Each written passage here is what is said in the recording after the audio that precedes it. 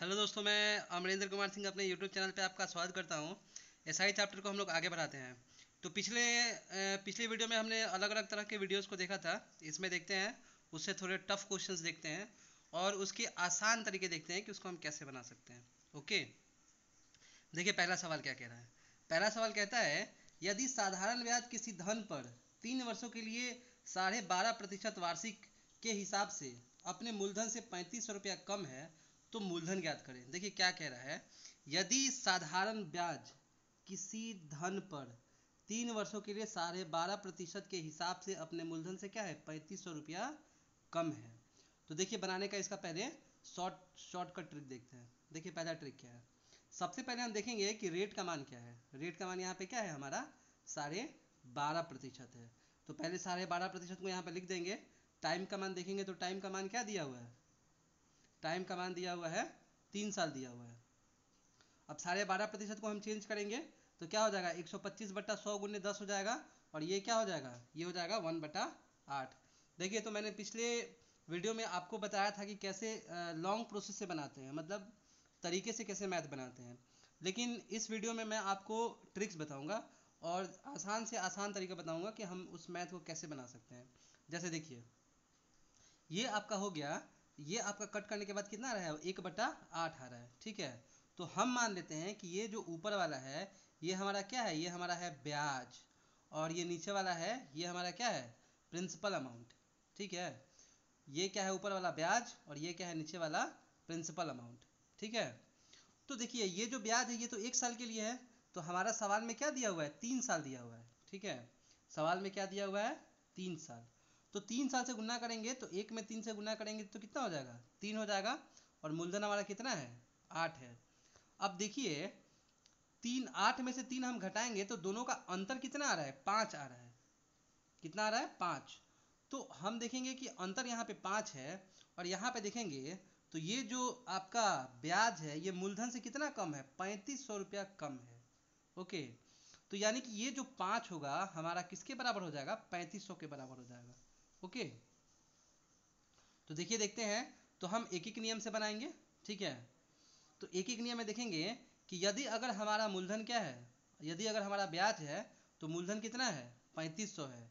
यदि 1 रहेगा तो क्या हो जाएगा, 3500/5 हो जाएगा। ठीक है, और यदि 8 हो जाएगा तो, क्योंकि हमारा क्या है यहाँ पे बट्टा में कितना आया हुआ है, मूलधन 8 आया हुआ है।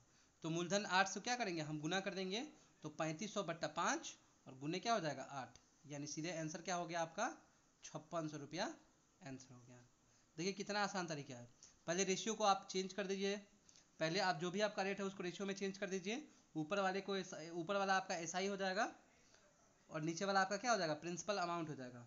तो ऊपर वाला तो चूंकि 1 साल के लिए हमें पता चल रहा है, 1/8 है ना, तो हम क्या करेंगे इसको 3 साल के लिए निकाल लेंगे। तो 3 से गुना कर देंगे तो ये हमारा क्या हो जाएगा, 3 हो गया। तो यदि प्रिंसिपल हमारा 8 है तो SI unit SI simple interest जो है वो कितना आ रहा है, सिंपल इंटरेस्ट हमारा 3 आ रहा है। तो दोनों का डिफरेंस देखेंगे तो दोनों का डिफरेंस कितना हुआ, 8 में से 3 घटाएंगे तो 5 आ गया। अब यही जो डिफरेंस है ये डिफरेंस किसके बराबर है, ये जो डिफरेंस है ये 3500 के बराबर है।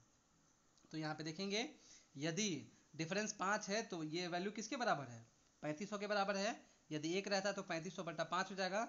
और यदि 8 रहता तो, चूंकि यहाँ पे 8 है तो 8 रहता तो क्या हो जाता, 3500/5 और गुने 8, यानी 8 7 आंसर हो गया 5600। बहुत ही आसान है, आप बना सकते हैं।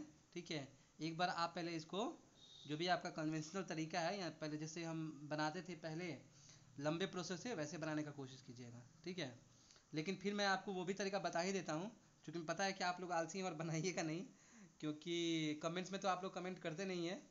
तो मैं बता देता हूँ। ओके, तो मान लेते हैं कि हमारा प्रिंसिपल अमाउंट कितना है, प्रिंसिपल अमाउंट को हम मान लेते हैं एक्स। प्रिंसिपल अमाउंट को क्या मान लेते हैं, एक्स। तो जो आपका एसआई होगा वो 3500 रुपया कम हो जाएगा, यानी ये कितना हो जाएगा, एक्स माइनस 3500 हो जाएगा। ये ना सवाल में दिया हुआ है। तो इसी को हम यहाँ पे देखते हैं। मान लेते हैं कि हमारा मूलधन कितना है, एक्स है। तो ब्याज कितना हो जाएगा, एक्स माइनस 3500 हो जाएगा। सवाल में दिया हुआ है कि 3500 रुपया क्या है आपका, मूलधन से ब्याज कम है। ठीक है, तो ब्याज का मान निकालेंगे तो पी गुने आर गुने टी हो जाएगा बटा 100। तो ब्याज बराबर पी गुने आर गुने टी बाई 100 करेंगे तो आर का मान 12.5% दिया हुआ है। टी का मान दिया हुआ है और 100 का 100 दिया हुआ है। तो हम क्या करेंगे, फिर वहाँ पे कट कुट करेंगे पूरा। अब जान रहे हैं कट कुट करने, आपको आता ही होगा। तो कट कुट करेंगे तो देखिए कैसे आ रहा है। क्या करेंगे, 125 बटा इसको 10 आराम से कर सकते हैं। देखिए यहाँ पे 125 बटा 10 कर दिया है। फिर काट कुट करेंगे, तो काट कुट करेंगे तो कितना आ जाएगा। देखिए नीचे बट्टा में कितना बच गया, 4 दूनी के 8 बच गया। 8 में इससे गुना करेंगे, ये 8 हो गया। 8 में यहाँ गुना करेंगे तो 8x माइनस इतना आ गया बराबर 3x, और x का मान निकालेंगे तो कितना आ गया 5600। तो देखिए ये आपका लॉन्ग तरीका हो गया। आप देख रहे हैं x का कैलकुलेशन करना पड़ रहा है। अगर आपके पास प्रैक्टिस है तो आप 10 सेकेंड में इस तरीके से बना सकते हैं, लेकिन सब डिपेंड करेगा कि आपको कितना प्रैक्टिस है। ओके, एक और सवाल देखते हैं। अगला सवाल क्या है, ये आपका एक अलग ट्रिक है। इस ट्रिक पे देखते हैं कैसे मैथ्स बनता है। ओके, देखिए क्या दिया हुआ है। कहता है प्रारंभिक 3 वर्षों के लिए साधारण ब्याज की दर कितना है, 6% है। यानी अगर कोई पैसा दिया जाता है तो ब्याज का दर है पहले 3 साल के लिए कितना है, 6% है। और अगले 4 साल के लिए कितना है, 7% है। और अगले जो आपका 4 साल है, यहाँ पे 4 छूट गया है, अगले 4 साल के लिए 7.5% है। तो यदि कोई व्यक्ति 18,800 रुपये 11 वर्षों के लिए क्या देता है, उधार देता है, तो बताना है कि उसको ब्याज कितना मिला। देखिए पहले आपका पहले 3 साल के लिए यहाँ पे रेट कितना दिया हुआ है, 6% दिया हुआ है। फिर अगले 4 साल के लिए रेट कितना दिया हुआ है, 7% दिया हुआ है। क्योंकि अब यहाँ पे छूट भी गया है, तो देखिए टोटल 11 वर्ष के लिए है। तो 7 कितना हो गया, 4 और 3 7, 11 में से 7 गया तो 4, यानी अगले 4% के लिए रेट कितना है, 7.5% है। तो हमें बताना है कि उसको साधारण ब्याज कितना मिला है। ओके, तो यहाँ पे देखिए, यहाँ पे आपको टाइम तो पैसे ही पता चल गया। 4 और 3 7, 7 और 4 कितना हो गया, 11 हो गया। यानी कि टाइम का मान सीधे हमारा हो गया 11 साल। अब रेट देखिए, पहले 3 साल में क्या है, 6% है। 76 की कितना हो गया, 18%। 4 साल में कितना हो गया, 7%। तो 7 चौक 28, 28%। और फिर 4 साल में 7.5% है। सबको जोड़ देंगे तो कितना हो जाएगा, 76% हो जाएगा। यानी रेट का मान कितना हो गया, 76%। अब देखिए आप ये मत सोचिएगा कि रेट का मान 76% कैसे हो सकता है। भाई हो सकता है, अगर किसी वस्तु का रेट मानते हैं कि 10% है, तो 10 साल में वो 100% हो जाएगा ना जी। यानी कि अगर 100 रुपया किसी को उधार दिए रहेंगे, तो वो 10 साल में 100% बढ़ गया, यानी कि अब उसको 200 रुपया देना पड़ेगा। ऐसे ही ये रेट कितना है, 76% है।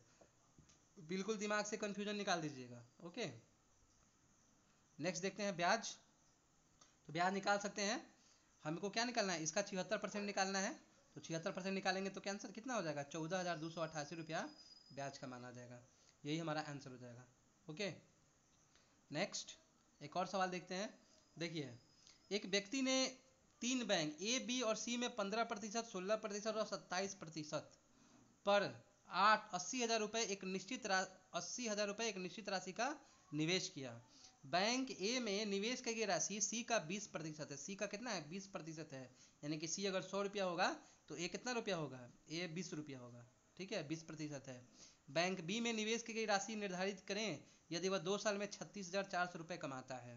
सबका पहले रेशियो निकाल लेते हैं। ए और सी का रेशियो कितना है, ए और सी का रेशियो क्या है, 20% और 100% का है। तो ए को मान लेते हैं कि यदि ए 1 है तो सी कितना हो जाएगा, 5। तभी ना 5 का ये 1 जो होगा 20% होगा ना। अब अगर ए को हम x मानेंगे तो b क्या हो जाएगा, देखिए ए को अगर हम x मानेंगे तो c तो आपका ऑटोमेटिक 5x हो जाएगा। ओके, ए को अगर हम x मानेंगे तो c हमारा कितना हो जाएगा, 5x हो जाएगा। और b निकालेंगे तो टोटल पैसा कितना है, टोटल पैसा तो 80,000 ही है। तो 5x और x को जोड़ देंगे तो 5 है कितना हो जाएगा, 6x। और 80,000 में से 6x घटा देंगे, यानी ये हमारा हो गया बी का हिस्सा हो गया। यानी बी बैंक में वो कितना निवेश किया है। अब देखिए तीनों का हम बारी बारी से इंटरेस्ट निकलते हैं। 2 साल में 36,400 रुपया उसको इंटरेस्ट मिल रहा है। तो ए पर ब्याज निकालेंगे तो पी गुने आर गुने टी बाई 100, तो एक्स गुने 15 गुने 2/100। 15 क्यों दोस्तों, क्योंकि 15 हमारा यहाँ पे क्या है, रेट का मान है। ठीक है, ए पे निकालिए, फिर बी पे निकालेंगे तो बी का मान ये हो गया आपका पी गुने आर गुने टी। तो पी का मान भी हमने यहाँ देख लिया है, 80,000 माइनस 600, और आर का मान 16 और टी का मान 2/100 हो गया। फिर सी पे निकालेंगे तो सी पे इतना आ गया। अब हम देखेंगे कि इसको ब्याज कितना मिल रहा है। यहाँ पे ब्याज देखेंगे तो 36,400 रुपया ब्याज मिल रहा है। ओके, देखिए लंबा क्वेश्चन है। सीजीएल के का जो मेंस पेपर होता है उसमें भी आता है, या बैंक में बहुत सारा प्रॉब्लम ये आता है। तो आप लोग इसका प्रैक्टिस कर लीजिएगा। ओके, तो इन तीनों का हम ब्याज जोड़ेंगे तो कितना आएगा, 36,400 रुपये आ रहा है। तो फिर आप देखिएगा, कैलकुलेशन कीजिएगा। अब कैलकुलेशन तो आपको करना पड़ेगा। आप देखिए, आप खुद से कैलकुलेशन कीजिएगा, मेरे भरोसे रहिएगा तो बस वीडियो देख के रह जाइएगा, कुछ सीख नहीं पाइएगा। तो कोशिश कीजिए कि पहले आप वीडियो देखिए और उसको अपने से बनाने का कोशिश कीजिए। अगर नहीं बनता है तो सॉल्यूशन तो मैंने दे ही दिया है, ये तो आपको मिल ही गया है, तो इसको आप जब चाहे देख सकते हैं, लेकिन आप पहले अपने से कोशिश कीजिए। तो यहाँ पे हम देखेंगे तो सब में निकालेंगे, फिर कैलकुलेशन वगैरह करेंगे। अब इतना मैं आपको बताऊँगा नहीं, ये बच्चा वाला मैथ है। तो ऐसे ही एक्स का मान हमारा कितना आ जाएगा लास्ट में निकालेंगे, तो आप कैलकुलेशन कर लीजिएगा एक्स का मान। इसलिए मैंने पूरा किया नहीं है ताकि आप इसको बनाएं, ठीक है। और बनाइए और कमेंट सेक्शन में मुझे बताइए। तो एक्स का मान मुझे आप कमेंट सेक्शन में बताइए कि कितना आएगा। देखिए 1000 के आसपास आना चाहिए। अब देखिएगा कितना आ रहा है, मैंने तो बनाया नहीं है, ठीक है। नेक्स्ट देखिए, देखिए आपने तरीका तो सीख लिया, अब बनाइए आप इसका, आप आराम से कर सकते हैं। देखिए कैसे करना है। नेक्स्ट नेक्स्ट देखिए दोस्तों क्या है, कहता है 18,750 रुपये अपने 2 बेटों के बैंक खाते में एक व्यक्ति द्वारा निवेश किया जाता है जिसकी उम्र 12 साल और 14 साल है। बताइए कि कितना पैसा देना पड़ेगा ताकि 18 साल में दोनों को 5% के रेट से बराबर बराबर पैसा मिली है। सोचिए, एक आदमी का 2 बेटा है, एगो 12 साल का है, एगो 14 साल का है। वो चाहता है कि 18 साल का जब हो जाए दोनों, तो दोनों को बराबर बराबर पैसा मिले। तो सोचिए, जो छोटका होगा उसको तो कम पैसा देना पड़ेगा, क्यों, और बड़का को थोड़ा ज़्यादा पैसा देना पड़ेगा, तभी ना, क्योंकि दोनों के एज में अंतर है ना जी। देखिए बता रहे हैं कैसे। ये अगर इसका बेटा 14 साल का है तो ये तो 4 साल में 18 साल का हो जाएगा, ये तो 6 साल में हो जाएगा। तो इसको ज़्यादा पैसा देना पड़ेगा ना, तब ना इसका पैसा उसके बराबर हो जाएगा। और इसको कम पैसा देंगे क्योंकि इसका इंटरेस्ट इसको ज़्यादा मिलेगा, 2 साल का ज़्यादा इंटरेस्ट मिलेगा। तो हमको बताना है कि दोनों को आखिर कितना पैसा दिया जाएगा। ओके, क्वेश्चन समझ गए। देखिए क्वेश्चन में क्या है। तो 12 साल वाले बच्चे का कुल राशि देखते हैं। एक तो सबसे पहले उसको अभी जो मिलेगा और उसका जो इंटरेस्ट 6 साल का होगा वो उसको मिलेगा। तो देखिए, अगर मानते हैं कि 12 साल वाले को कितना मिला, x रुपया देते हैं, तो x और प्लस उसका इंटरेस्ट, ठीक है। तो x और प्लस x गुने 5 गुने 6, 6 क्यों, क्योंकि 18 साल पूर्णे में उसको 6 साल बाकी है, और इंटरेस्ट कितना है, ये 5% है। तो कितना होगा यहाँ पे, इन दोनों को कैलकुलेशन करेंगे तो 6 5 30, 6 5 30 और 100, 130 बट्टा कितना हो गया, 100 हो गया। ये हमारा हो गया x का मान हो गया। ऐसे ही 14 साल वाले के लिए निकालेंगे तो इसका भी जो अभी राशि है और जो इसका सिंपल इंटरेस्ट है वो जोड़ेंगे तो क्या हो जाएगा y प्लस, और इसका जोड़ेंगे तो 120y बटा 100 हो जाएगा। देखिए हम यहाँ पे भी मूलधन बराबर y माने हुए हैं, तो मूलधन y हो जाएगा, और रेट का मान तो 5 फिक्स है, और इसको 18 साल पूर्णे में कितना टाइम लगेगा, इसको 4 साल और लगेगा, तो इसका हम 4 रख देंगे, जोड़ेंगे तो 120 बटा कितना आ गया, y मिल गया। अब हम देखेंगे कि दोनों का क्या है, दोनों का जो ब्याज है 18 साल में बराबर मिलना चाहिए, तो दोनों का बराबर हम लिख दिए। तो हमको यहाँ से पता चल जाएगा कि x और y का क्या है, अनुपात कितना है। तो x बराबर निकालेंगे तो आएगा 12y बटा 13। ओके, यानी एक्स वाई का हमको रेशियो मिल गया। अब सवाल में दिया हुआ है कि कितना पैसा इन्वेस्ट किया है, 18,750 रुपया, यानी इसी में से दोनों को देना है। तो इसी में से दोनों को देना है, तो देखिए यहाँ पे हम क्या करते हैं, इसी में से दोनों को देंगे तो इनका हम रेशियो निकाल लेंगे। क्या करेंगे, एक्स प्लस वाई बराबर 18,750 हो जाएगा। तो एक्स का मान हम ये रख देंगे और वाई का मान ये रख देंगे। फिर आप हिसाब किताब कीजिएगा, एकदम हिसाब किताब में आप पूरा तेज हैं, तो हिसाब किताब निकालिएगा तो क्या आ जाएगा, पता चलेगा कि जो आपका वाई वाला है उसको 9,750 रुपये देना पड़ेगा, और जो एक्स वाला है उसको 9,000 रुपये देना पड़ेगा। ठीक है, सवाल उतारिएगा, उसको अपने तरीके से बनाइएगा, उसके बाद ही देखिएगा कि मैंने कैसे बनाया है। ओके, तभी आप सीख पाइएगा, नहीं तो आप सीख नहीं पाइएगा, और पता चलेगा कि ये वीडियो भी चला गया और आप देख भी लिए और कुछ सीख भी नहीं पाए, इसलिए ध्यान रखिएगा। नेक्स्ट देखते हैं। फिर कहता है एक व्यक्ति है 3 अलग अलग योजनाओं में 6 साल 10 साल 12 साल के लिए इतना के रेट से क्या करता है, पैसा निवेश करता है। बताइए कि अगर सबका योजना एक साथ पूरा होता है तो उसको साधारण ब्याज कितना मिलेगा। सीधी बात है दोस्तों, आराम से निकालते हैं। देखिए तो पहला में देखते हैं, तो पहला में टाइम दिया हुआ है और रेट दिया हुआ है, दूसरों में भी टाइम दिया हुआ है, रेट दिया हुआ है, तीसरों में भी टाइम दिया हुआ है, रेट दिया हुआ है। तो हम क्या करेंगे, तीनों का ब्याज निकाल लेंगे। क्या होगा, P गुने आर गुने टी बाई 100। तो P1 गुने आर का मान दिया हुआ है कितना 10, और टी का मान 6 और बटा 100, फिर P2 गुने वही PRT बाई 100, तीनों का हम निकाल दिए। अब दिया हुआ है कि तीनों का ब्याज क्या है, तीनों का ब्याज समान है, तो तीनों का ब्याज हम समान कर दिए। तो तीनों का हमको क्या मिल गया, तीनों का हमको P1 P2 और P3 का यहाँ पे रेशियो मिल जाएगा। तो रेशियो मिल जाएगा तो हमको ये पता चल जाएगा कि किस अनुपात में वो क्या करेगा, तीनों में पैसा निकालेगा। ठीक है, यही आपका अनुपात में निकालना भी था। देखिए लास्ट में अनुपात में ऐसे निकाल लेंगे। अगर दो अनुपात आपका P1 P2 का, यहाँ पे P1 P2 का आ जाएगा और यहाँ पे P2 P3 का आ जाएगा, तो तीनों का अनुपात निकालेंगे तो तीनों बैंक में कैसे कैसे वो निवेश करेगा उनका रेशियो पता चल जाएगा। यही आपका सवाल में पूछा भी था।